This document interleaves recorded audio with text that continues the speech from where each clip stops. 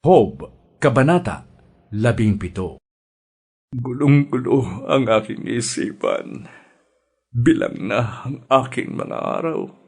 Hinihintay na ako ng libingan. Pinagmamasdan ko ang sa akin ay lumalait.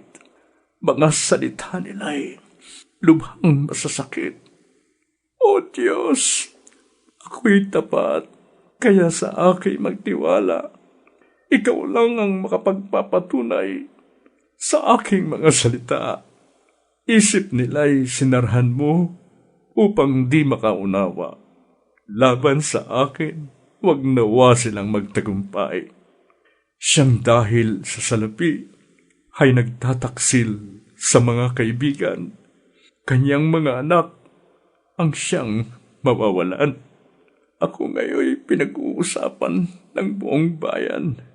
Pinupuntahan pa upang maduraan lamang. Halos ako'y mabulag dahil sa kalungkutan.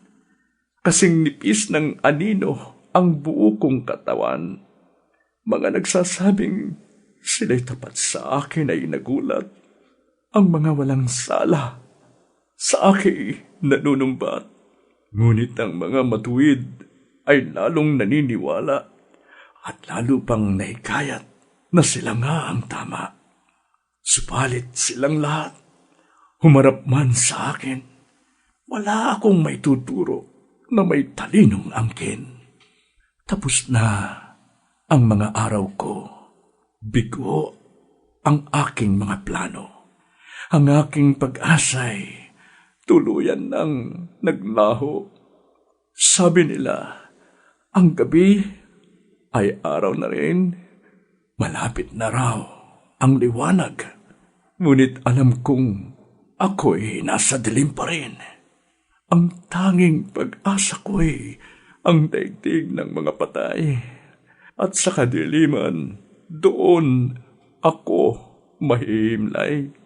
Ang hukay ay tatawagin kong ama, at ang mga uod ay tuturing kong mga kapatid at ina.